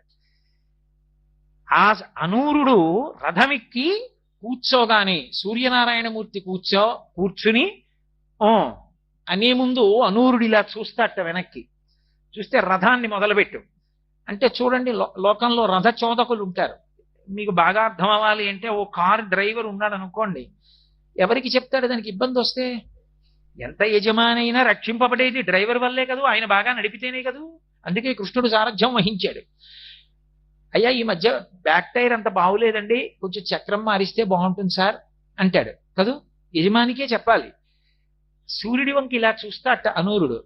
చూస్తే సూర్యుడు అంటాట, ఓ అనూరా, రథానికి పగ్గాలు మారుద్దాం అనుకుంటున్నావేమో, వరుణుడిని అడుగుదాం అనుకుంటున్నావేమో, పాశాలు వరుణుడి దగ్గర పాశాలు ఉంటాయి, అందుకే ఆ వరుణ పాశములు అంటారు. ఆ పాశములు ఉంటే అవి గుర్రాలకి వేద్దాం అనుకుంటున్నావేమో మంచి పాశాలని. మన గుర్రాలకి వాడే పాశాలుగా వరుణ పాశాలు కూడా పనికిరావు, ఇవి సర్పపాశాలు. గొప్ప సర్పములను పాశములుగా వేసి పట్టుకుంటాడు అనూరుడు. కాబట్టి వరుణుడి పాశములు మనకి పనికిరావు, అందుకని ఎప్పుడూ ఈ పాశములు మారుద్దామని ఆలోచించను అంటే. ఇంకా తల తిప్పలేదు తరుణుడు. చూసి అంటాట, గుర్రాలు చాలా కాలం నుంచి ఉన్నాయి, ఒక గుర్రాన్ని మారుద్దాం అనుకుంటున్నావేమో, ఇంద్రుడి దగ్గర ఉన్న ఉచ్చైశ్రవం కూడా మన గుర్రాల్లో ఏ గుర్రానికి సరిపోదు, అందుకని గుర్రాల్ని మార్చే అవకాశం ఉండదు, ఇవి ఎప్పటికీ జవసత్వములతో ఉన్నవే, పోనీ అంటట. అయినా అనూరుడు అలా చూస్తాట. చూస్తే సూర్యుడు అంటట, ఏమి మనకి ఏకచక్రధరం దేవంతం సూర్యం ప్రణమామ్యహం, మన రథచక్రం ఒకటే కదూ, చాలా కాలం నుంచి ఇదే రథచక్రం తిరుగుతోంది, దీనికి ఏమైనా మరమ్మత్తు చేయిద్దామంటే బండి ఆపకూడదు, అందుకని చక్రం తీసి చక్రం వేసుకెళ్ళిపోదాం అనుకుంటున్నావా? అందాక విష్ణువు సుదర్శన చక్రం అడుగుదాం అనుకుంటున్నావా? మన చక్రానికి ఏ సమస్యలు రావు, పద, మన రథానికి ఎదురు లేదంటట. లోపల కూర్చున్నవాడి అనుగ్రహాన్ని ఒకసారి స్మరిస్తాట. ఆయన ఆ మాట అన్నాక రథానికి ఎదురేమిటని పగ్గాలోసారి పట్టి లాగి విడిచిపెడతాట, బయలుదేరుతుంది రథం. అందుకని సూర్య రథం బయలుదేరింది అంటే గుర్తేమిటో తెలుసా? ఇంతమంది లేచి నిలబడి నమస్కారం చేస్తుంటారు. ఎలా? పరమ సంతోషంతో. అనూరుడు ఆ రథాన్ని బయలుదేరదీస్తుంటే సూర్య భగవానుడు కర్మఫల ప్రదాతయ్యి లోకమంతటి చేత కూడా ధర్మానుష్ఠానం చేయిస్తూ మహానుభావుడు బయలుదేరుతాడు.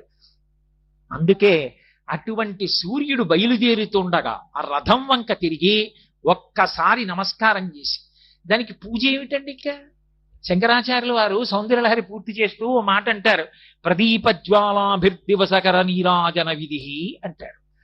ఏదో సూర్యుడికి నీరాజనం ఇస్తానని పళ్ళెంలో కర్పూరం వేసి వెలిగించిస్తే ఇది ఆయనకి హారతి ఇవ్వడానికి సరిపోతుందా? సరిపోదు. అలా ఆయనకి పూజ అంటే ఒకటే. మీరు స్నానం చేసి 2 చేతులు కట్టుకుని ఆయన వంక తిరిగి ఆయన నమస్కార ప్రీతి. ఆయన ఉదయించడం మొదలవగానే 2 చేతులు ముకిలించి నమస్కారం చేసి పరమ సంతోషంతో భావన చేస్తున్నారు అనుకోండి, ఎంత ఆనందపడిపోతూ ఉంటుందో ప్రపంచం. ఆ మందిరేహులు ఎలా పడిపోతున్నారో, రథం బయలుదేరడం, అనూరుడు ఆ వైభవం, అన్ని దిక్కుల వాళ్ళు నిలబడడం, మండలాకారంగా రథం తిరగడం, ఇదంతా ఒక్కసారి భావన చేస్తే చాలట. మనసులో ఒకసారి సూర్య రథం కదిలితే చాలు, ఈ రథానికి ఇబ్బంది కాదు. పరమ ధార్మికంగా ఈ రథం వెళ్ళిపోతుంది. అందుకే సూర్య రథం అంత గొప్పది, సూర్యరథ స్మరణం అంత గొప్పది. అందుకే మీరు చూశారో లేదో, కొన్ని చోట్ల దేవాలయాలు రథాకారంతో ఉంటాయి. ఇప్పటికీ ద్రవిడ దేశంలో కుంభకోణంలో రథాకారంలో ఉంది క్షేత్రం. అలాగే మనకి వెంకటాచలంలో గోవిందరాజస్వామి దేవాలయంలో కృష్ణ పరమాత్మ చాలా విచిత్రమైన రీతిలో కూర్చుని ఉంటాడు. అక్కడ ఆయన కూర్చుని ఓ కాలు ఇలా మడిచిపెట్టి ఉంటాడు. పూర్వం అక్కడ ఒక బోర్డు ఉండేది, పార్థాయుతచార యైవ యౌదర్శితౌ స్వచరణౌ శరణం వ్రజేతి భూయోపి మహ్య మహతౌ కరదర్శితౌ తే శ్రీ వెంకటేశ చరణౌ శరణం ప్రపద్యే అని శ్లోకం ఉండేది. చక్కగా వెళ్ళిన వాళ్ళందరూ చదువుతూ ఉండేవారు. ఆ కూర్చున్న ఆయన ఎక్కడున్నాడో అక్కడ ఇప్పటికీ కూడా రథాకారం ఉందని, అది భూమిలోకి దిగబడిపోయి మూర్తొక్కటే మిగిలిందని చెప్తారు పెద్దలు. అది కూడా రథాకారమైన దేవాలయం అని. అలాగే కోణార్క్ సూర్య రథం, సూర్య రథం ఎలా ఉంటుందో రథాకారంగానే దేవాలయం ఉంటుంది. అందుకే కోణార్కకి ప్రదక్షిణం, సూర్య దేవాలయ ప్రదక్షిణం సూర్యరథ ప్రదక్షిణం. అది మామూలుగా లభించేది కాదు, అంత గొప్పది. కాబట్టి సూర్యుని యొక్క రథాన్ని స్మరించడం, మానసికంగానైనా దర్శనం చేయడం కూడా అంత విశేషం.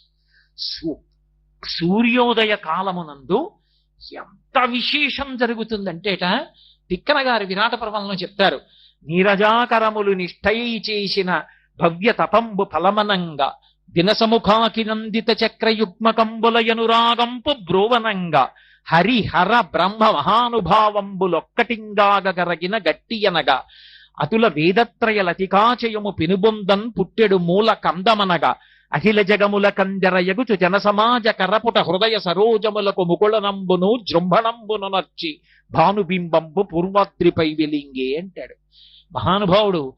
మహాసౌరంలో చెప్పబడినటువంటి విశేషాలన్నిటినీ కూడా తీసుకొచ్చి ఒక పద్యంలోకి ఇమర్చేశారు. అందుకు మహానుభావుడు తిక్కన గారు ప్రాతస్మరణీయుడయ్యాడు, సోమయాజి అయ్యాడు. నీరజాకరములు నిష్ఠయై చేసిన భవ్య తపంబు ఫలమనంగా. సూర్య బింబం ఉదయిస్తోంది అంటే తామర పూలన్నీ కూడా తపస్సు చేస్తాయి. తామర మొగ్గల్ని మీరు ఎక్కడైనా చూస్తే ఎలా ఉంటాయంటే, ఒంటికాలు మీద యోగి నిలబడి ఇలా 2 చేతులెత్తి తూర్పు దిక్కుకి నమస్కారం చేస్తే ఎలా ఉంటుందో, తామరలు ఇలా ముడుచుకుని అలా ఉంటాయి. పాదద్వందము నేలమోపి పవనున్ బంధించి పంచేంద్రియోన్మాదంబున్ పరిమార్చి బుద్ధిలతకున్ మారాకు హత్తించి నిష్కేద బ్రహ్మపదావలంబన క్రియన్ క్రీడించు యోగీంద్రు మర్యాదన్ నక్రమ విక్రమించ కరి పాదాక్రాంత సంవక్రమయ్య అంటారు పోతన గారు. అలా తామర మొగ్గలు తపస్సు చేస్తున్నట్లుగా ఉంటాయి. ఒక్కసారి సూర్యకిరణం వచ్చి ఇలా తగిలిందనుకోండి, ఇలా విచ్చుకుంటాయి. నీరజాకరములు నిష్ఠయై చేసిన భవ్య తపంబు ఫలమనంగా దినసముఖాకి నందిత చక్రయుగ్మకంబులయనురాగంపు బ్రోవనంగా. చక్రవాక పక్షులకి రాత్రి అయితే కళ్ళు కనపడవు. కళ్ళు కనపడక అవి విశేషమైనటువంటి కామమోహితమై ఉంటాయి. ఆ క్రౌంచ పక్షుల్లా కాదు, క్రౌంచ పక్షులు వక్ర మార్గంలో తిరుగుతాయి. చక్రవాక పక్షులకి భార్యాభర్తల మధ్య ఒండులకు ప్రీతి. అందుకని భర్తకి భార్య కనపడదు, భార్యకి భర్త కనపడడు. అందుకని చంద్రుడు ప్రకాశించినంతసేపు కూడా అవి పాపం బాధపడుతూ అలా కూర్చుంటాయిట. ఎప్పుడు తెల్లవారుతుందా, ఎప్పుడు తెల్లవారుతుందా, ఎప్పుడు నా భార్య కనపడుతుందా, ఎప్పుడు నా భర్త కనపడతాడా అని తపస్సు చేస్తున్నట్టుగా కూర్చుంటాయి. దినసముఖాకి నందిత చక్రయుగ్మకంబుల యనురాగంపు బ్రోవనంగా. ఆ తెల్లవారేటప్పటికీ ఎప్పుడు సూర్యుడు వస్తాడా, మా ఆయన కనపడతాడా, ఎప్పుడు సూర్యుడు వస్తాడా అని అవి రాత్రల్లా చేసిన తపస్సుకి ఫలమా అన్నట్టుగా సూర్యుడు వస్తాడు. ఆ వెలుతురు రాగానే భార్య భర్త కలుసుకుని చక్క ఒకదాని పక్కన ఒకటి కూర్చుని కూ కూ కూ అంటూ ఒకదాని ముక్కు ఒకటి పొడుచుకుంటూ సంతోషంగా కూర్చుంటాయి. కాబట్టి దినసముఖాకి నందిత చక్రయుగ్మకంబుల యనురాగంపు బ్రోవనంగా హరిహర బ్రహ్మ మహానుభావంబులొక్కటింగాగరగిన గట్టి అనగా సృష్టికర్త అయిన బ్రహ్మ, స్థితికర్త అయిన విష్ణువు, ప్రళయకర్త అయిన రుద్రుడు ముగ్గురు కలిసి ఒక ముద్దైపోతే ఆ కాంతుల బంతియే సూర్యుడు. కాబట్టి చక్రయుగ్మకంబుల యనురాగంపు బ్రోవనంగ హరిహర బ్రహ్మ మహానుభావంబులొక్కటింగాగరగిన గట్టి అనగా అతుల వేదత్రయలతికాచయము పెనుబొందం పుట్టెడు మూల కందమనగా. వేదములు త్రయీ అని పేరు, అందుకే సూర్యుడికి కూడా ఒక పేరుంది, త్రయీతనుహు అని. వేదములే శరీరముగా కలిగిన వాడై అటువంటి వాడు, అంటే స్వరం చేత మంత్ర విభాగం చేత వేదములు 3 అని.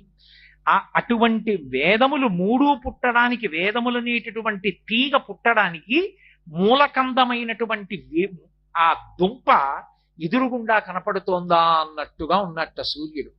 కాబట్టి పెనుబంధం పుట్టెడు మూల కందమనగా అఖిల జగముల కందెరయగుచు జన సమాజ కర పుట హృదయ సరోజములకు ముకుళనంబును జృంభణంబును నచ్చి భానుబింబంబు పూర్వాద్రిపై వెలింగే. సూర్యబింబం ఇలా కనపడేటప్పటికీ హృదయములనేటటువంటి పద్మాలు ఇలా వికసనం పొందుతాయి. అందరికీ కూడా తెల్లవారింది అని ఒక్కసారి లేస్తారు. ఊరు తెల్లారిందంటారు. అలా ఊరు తెల్లవారేటట్టు లోకానికి తెల్లారిపోయింది ఇప్పుడు సూర్య భగవానుడు ఉదయిస్తే. అందరి చేతులు ఇలా కలుసుకుంటాయిట. ఎందుకని? ఆయనకి నమస్కారం చేయడానికి. హృదయ పద్మములు వికసిస్తాయిట. ఇవి హృదయ పద్మం వికసనం పొందింది, చేతులు ముడుచుకున్నాయి. చంద్రకాంతికి విచ్చుకునేటటువంటి ఆ సరోజములలా, సూర్యకిరణాలకి ముడుచుకునేటటువంటి సరోజములలా ఇలా చేతులు ముడుచుకుంటే హృదయ పద్మములు వికసనాన్ని పొందేట. ఇలా హృదయ పద్మాన్ని వికసనం పొందేట్టు చేతులు ముడుచుకునేటట్టు చేసి భానుబింబంబు పూర్వాద్రిపై వెలింగే.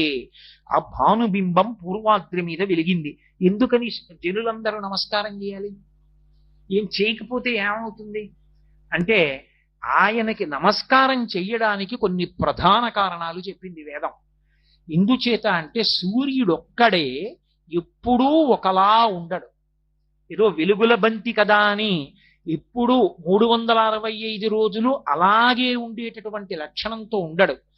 ఒక్కొక్క నెలలో, అంటే చాంద్రమానంతో చెప్పబడినటువంటి నెలల్లో ఒక్కొక్క నెలలో సూర్యుడు ఒక్కొక్క రూపాన్ని పొందుతాడు. అందుకే ఒక్కొక్క పేరుతో పిలవబడతాడు. పిలవబడినప్పుడు చైత్రము, వైశాఖము, జ్యేష్ఠము, ఆషాఢము, శ్రావణము, భాద్రపదము, ఆశ్వీజము, కార్తీకము, మార్గశిరము, పుష్యము, మాఘము, ఫాల్గుణము అని 12 నెలలు కాదు. ఈ 12 నెలలలో ప్రకాశించేటటువంటి సూర్యబింబం తన కిరణములను పైకి కొట్టాలా, మధ్యలో ఉంచాలా, క్రిందకి కొట్టాలా, ఏ భూతములను ఎంత అనుగ్రహించాలి అన్నది కిరణముల యొక్క వ్యూహముల విభాగము చేత మార్చుకుంటాడు. ఆ మార్చుకున్నప్పుడు ఒక్కొక్క నెలలో ఒక్కొక్క పేరుతో మారిపోతుంది కాంతి. అందుకే ఈ 12 నెలల్లో పిలిచేటటువంటి సూర్యులకు 12 పేర్లున్నాయి. ప్రతి నెలకి సూర్యుడు అనరు. సూర్యుడు మూలకందం.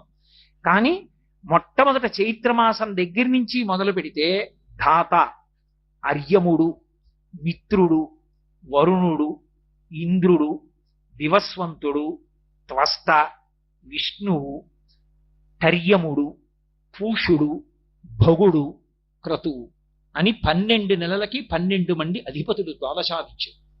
ఒక్కొక్క నెలలో ఒక్కొక్క పేరుతో పిలవబడి ప్రకాశిస్తాడు. ఎందుకు అలా ప్రకాశిస్తాడో తెలుసా? ఆయన అలా ప్రకాశిస్తే తప్ప లోకం నిలబడదు. ఎందుకు నిలబడదు అంటారేమో, ఆయన 1000 కిరణములు కలిగిన వాడు అంటారు, సహస్ర కిరణుడు అని. సహస్ర కిరణుడు అంటే సంస్కృతంలో 1000 కిరణములే ఉన్నవాడు అని కాదు దాని అర్థం. అనంతమైనటువంటి కిరణములు కలిగినటువంటి వాడు. 1000ని ఒక సంకేతంగా స్వీకరిస్తే, అంటే 1000 అన్న సంఖ్యని ఒక సంకేతంగా తీసుకున్నారనుకోండి, తీసుకున్నప్పుడు ఆయన లోకానికంతటికీ ఒక మహోపకారం చేస్తారు. చేసినప్పుడు ఆయన ఉపకారం చేసేటప్పుడు తిరుగులేని ఉపకారం అది. ఆ ఉపకారం చేసేటప్పుడు 400 కిరణములను 5 వ్యూహముల చేత పైకి కొడతాడు, ఆకాశం వైపుకి. అలా పైకి కిరణ ప్రసారం చేసినప్పుడు ఆ 5 విభాగాల్ని ఏమని పిలుస్తారు అంటే, అందులో మొట్టమొదటిది చందనము, రెండవది యాహ్యము, మూడవది కోతణము, నాలుగవది భృగణము, 5వది అమృతము అని 5 విభాగాలు చేస్తాడు. 5 విభాగాలతో 400 కిరణములను ఊర్ధ్వభాగం వైపుకి విసురుతాడు. విసిరితే ఏమవుతుందంటే, తాను ఇంతకు ముందు ఉత్తరాయణంలో నీటినంతటినీ లాక్కుంటాడు. లాక్కున్నది దక్షిణాయనం వచ్చేటప్పటికి 400 కిరణములను పైకి పంపిస్తే మేఘములన్నీ కూడా బయలుదేరి వచ్చి వర్షాన్ని కురిపిస్తాయి. అంత వర్షం కురిపించాలి అంటే ఆయన మార్పు చెందుతాడు. కిరణములను 400 కిరణములను పైకి ఆకాశం వైపుకి వెళ్ళి మేఘమండలాన్ని లోకం మీదుగా పంపిస్తాడు.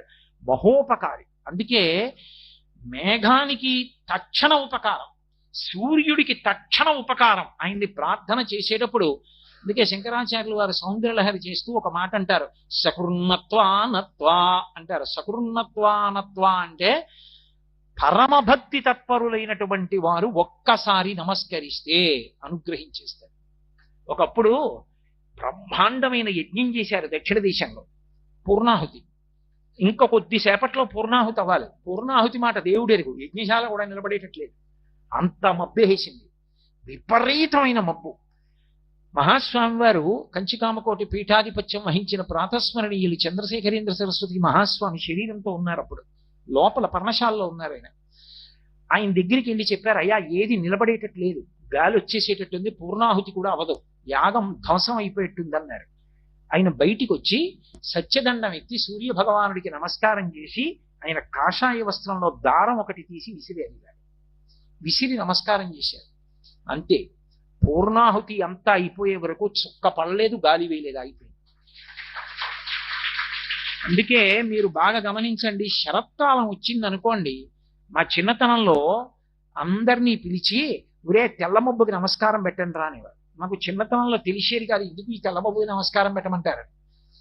నల్లమబ్బు రూపంలో ఆయనే మహోపకారం చేస్తాడు. ఉత్తరాయణం అంతా నీరు లాక్కుంటాడు, దక్షిణాయన ప్రారంభం నుంచి కురిపిస్తాడు. కర్కాటక రాశిలోకి వెళ్ళాడు అనుకోండి, ఇంకా వర్ష ఋతువు వచ్చేస్తుంది శ్రావణ భాద్రపదాల నుంచి, ఇంకక్కడి నుంచి వర్షం పడుతుంది. వర్షం పడలేదనుకోండి లోకం నిలబడదు.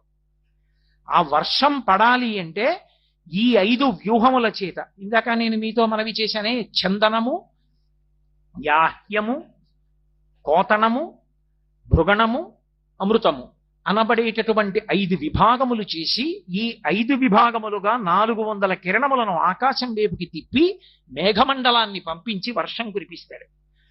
వర్షం కురిపిస్తే మనం మరిచిపోతాం, రాత్రి ఇంట్లో పడుకుంటాం, బ్రహ్మాండమైన వాన పడుతుంది, పొద్దున్న లేచి అబ్బా పెద్ద బ్రహ్మాండమైన వాన పడిందో, చల్లబడిపోయింది రోడ్లన్నీ, ఎన్ని నీళ్ళు అమ్మయ్య, ఫోన్లే, ఊరికి దాహం తీరింది అమ్మయ్య, వాన పడింది, ఎంత పెద్ద వాన అంటాం. అంతేకాని మహానుభావుడు సూర్యుడు కురిపించిన వాడు, ఆయన మేఘమండలానికి అధిపతిని నమస్కారం చెయ్యం. మనం గుర్తు పెట్టుకుని నమస్కారం చేసేది ఎవరో తెలుసా? 3 జాతుల కప్పలున్నాయి. నీ చెప్పట్ల ఈ మాట వేదం చెప్పింది. వాటికి ఖణ్వక, ఖైమక, ఉపరి వాటి పేరు. ఆ 3 స్త్రీ జాతి కప్పలే. ఆ 3 కప్పలు మనం ఆ పేర్లు వాడడం మానేసి బోధురు కప్పలు అంటుంటాం. ఆ కప్పలకి ఎంత కృతజ్ఞత అంటే, అవి సూర్యుడు వర్షాన్ని కురిపించినందుకు బెక బెక బెక బెక బెక బెక బెక బెక బెక అని కృతజ్ఞత చెప్తూనే ఉంటాయిట, నోరు నెప్పెట్టేలా. స్వామి వాన కురిపించావు, స్వామి వాన కురిపించావు, స్వామి వాన కురిపించావు.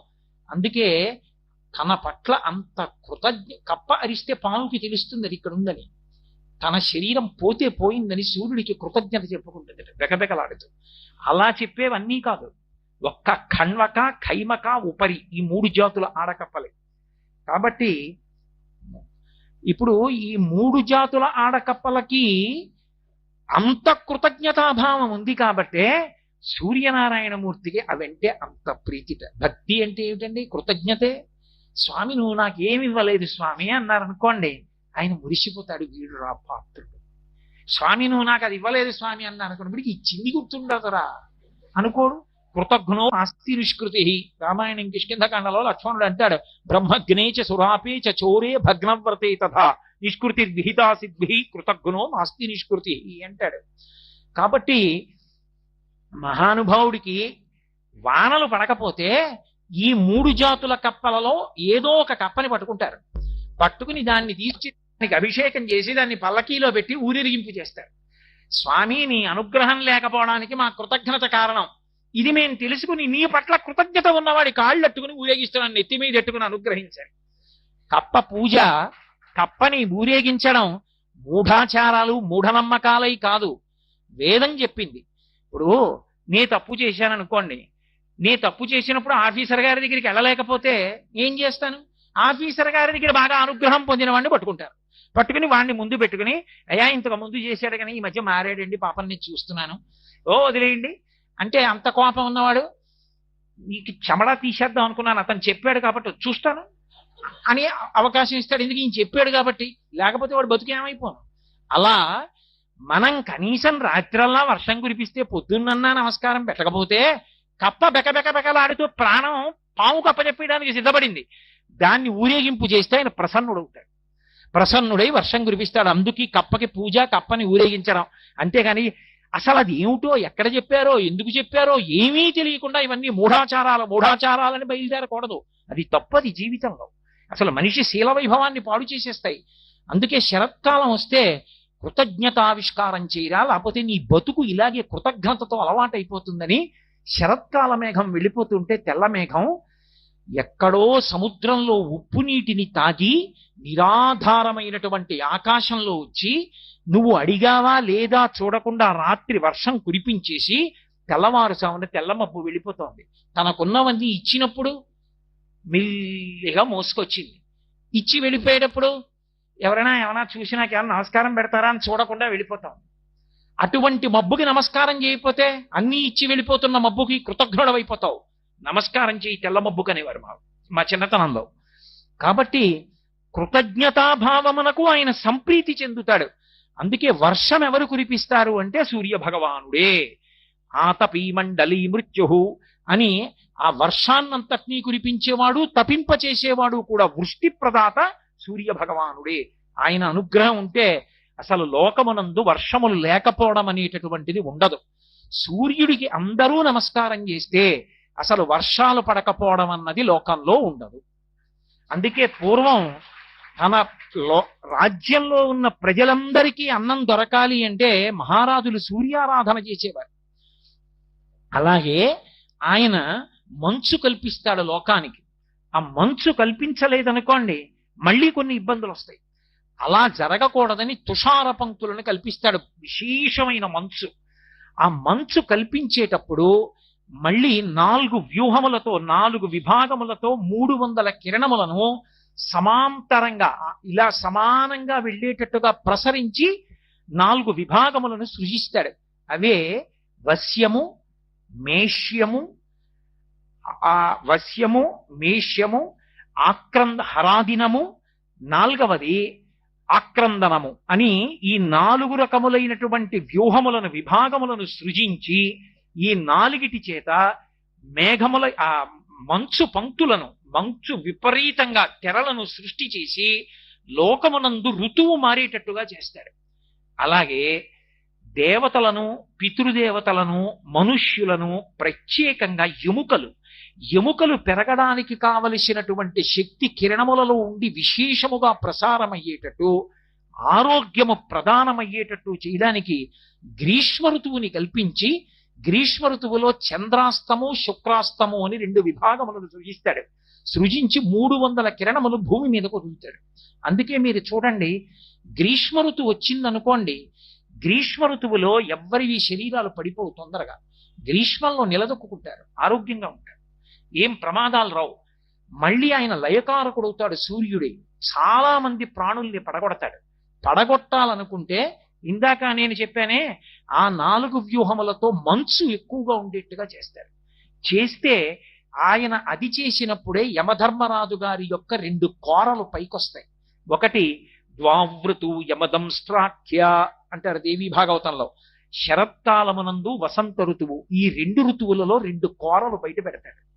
2 కోరలు బయటికి వస్తే విశేషమైనటువంటి జననష్టం అయిపోతుంది.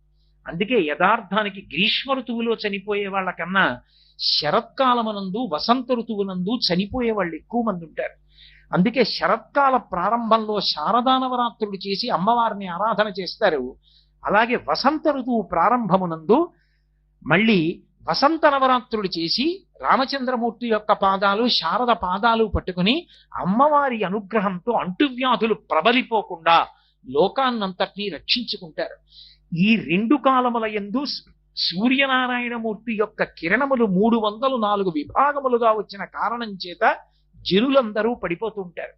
ఈ కారణం చేతనే ఉత్తరాయణంలో ఎంత నీరు లాక్కుంటాడో దాన్ని తాను ముట్టుకోను కూడా ముట్టుకోడు. ఆ నీటిని మేఘమండలంలోకి పంపించేస్తాడు. మళ్ళీ దక్షిణాయనం మొదలవగానే కురిసేయమని ఇచ్చేస్తాడు. పుచ్చుకున్నప్పుడు అసలు నాకన్న భావనే లేదు, ఇలా పుచ్చుకుంటాడు, ఇలా ఇచ్చేస్తాడు తప్ప పుచ్చుకున్నప్పుడు నాకని పుచ్చుకోడు, ఇచ్చేసేటప్పుడు నాది పోయిందన్న బాధ లేదు. అంత నిమిత్తంగా ఉంటాడు. అందుకే దత్తాత్రేయుల వారి 24 మంది గురువులలో సూర్యనారాయణమూర్తి ఒకటయ్యాడు. 24 మంది గురువులు ఆయనకి పృథివీ, ఆపస్, తేజో, వాయు, ఆకాశములు, అలాగే సూర్యుడు, చంద్రుడు, సముద్రము, చాప, ఇషుకృత్ అంటే బాణములు తయారు చేసేవాడు, అలాగే సాలెపురుగు, పాము, ఏనుగు, కన్య, బాలుడు 15, అలాగే పావురముతో పాటు పతంగము, మక్షికము, భ్రమరము, భ్రమర కీటకము 20, హరిణము, అజగరము అంటే కొండ చిలవ, పింగళ అనబడేటటువంటి వేశ్య 23, కృకరం అనేటటువంటి పక్షి 24. 24 మంది గురువులు దత్తాత్రేయుల వారికి. 24 మంది గురువులలో ఒక గురువు సూర్య భగవానుడు. సూర్య భగవానుణ్ణి గురువుగా ఎందుకు చేసుకున్నారంటే, సూర్యుడు ఉత్తరాయణంలో నీటిని లాగినప్పుడు నాకు అని చుక్క పుట్టుకోడు, మేఘమండలంలోకి పంపుతాడు. దక్షిణాయనం వచ్చేటప్పటికి పుచ్చుకున్న నీళ్ళన్నీ మళ్ళీ వర్షించేస్తాడు, మళ్ళీ లోకోపకారం చేస్తాడు. పుచ్చుకోవడం ఉపకారమే, ఇచ్చేయడం ఉపకారం. రెండిటి యందు నిస్పృహుడు. తనేమి నాకని పుచ్చుకునేది నీటి బిందువు లేదు. అంతటి మహితాత్ముడు కనుక నేను సూర్యుణ్ణి చూసి నేర్చుకున్నాను. పుచ్చుకుంటే ఎలా పుచ్చుకోవాలో, ఇచ్చేస్తే ఎలా ఇచ్చేయాలో అని దత్తాత్రేయుల వారు తన 24 మంది గురువులలో సూర్యనారాయణమూర్తిని తీసుకున్నారు. మనం సాధారణంగా ఆయనకి 1000 కిరణములైన గ్రహములన్నిటినీ కూడా ప్రకాశింపచేస్తాడు తాను ప్రధానంగా నిలబడి. ఆ గ్రహములన్నిటినీ కూడా ప్రకాశింపచేయడానికి, లోకాన్నంతటినీ కాపాడడానికి మళ్ళీ ఆయన కిరణ వ్యూహాన్నంతటినీ కలిపి 7గా చెప్తారు.